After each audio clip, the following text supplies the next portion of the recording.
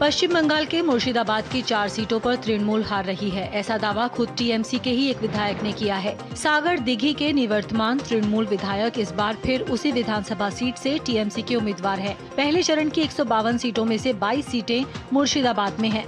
TMC विधायक Byron विश्वास का मानना है कि वे सागर दिघी में हार रहे हैं।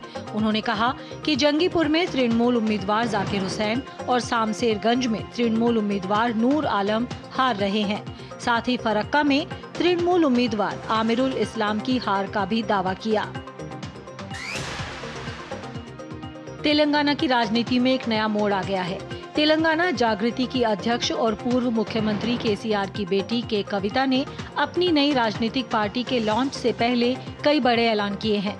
उन्होंने कहा कि भारत राज्यों का एक संघ है और जब तक राज्य मजबूत नहीं होंगे तब तक देश का विकास भी संभव नहीं है।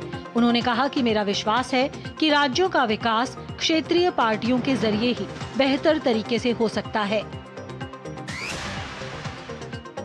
केंद्रीय वित्त मंत्री निर्मला सीतारमण सेबी की ओर से आयोजित एक कार्यक्रम में शामिल हुई। इस दौरान उन्होंने निवेश और बाजार से संबंधित मुद्दों पर चर्चा की।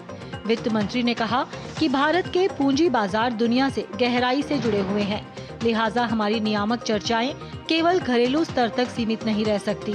हमें वैश्विक परिवेश को ध्यान में रखते हुए अपने नियमों को बनाना होगा। अशोक कुमार लाहिड़ी को हाल ही में नीति आयोग का उपाध्यक्ष नियुक्त किया गया है। नियुक्ति के बाद उन्होंने प्रधानमंत्री नरेंद्र मोदी से मुलाकात की। प्रधानमंत्री मोदी ने लाहिड़ी को नई जिम्मेदारी के लिए शुभकामनाएं दी और नीति आयोग के माध्यम से देश के समग्र विकास में योगदान देने की अपेक्षा जताई। पद्म पुरस्कार 2027 के लिए नामांकन और अनुशंसाएं 15 मार्च 2026 से शुरू हो गई हैं, जो केवल राष्ट्रीय पुरस्कार पोर्टल पर ऑनलाइन ही स्वीकार की जाएंगी। पद्म पुरस्कार 2027 के लिए नामांकन की अंतिम तिथि 31 जुलाई 2026 है। पद्म पुरस्कार अर्थात पद्म विभूषण, पद्म भूषण और पद्मश्री देश के सर्वोच्च नागरिक पुरस्कारों में से एक है।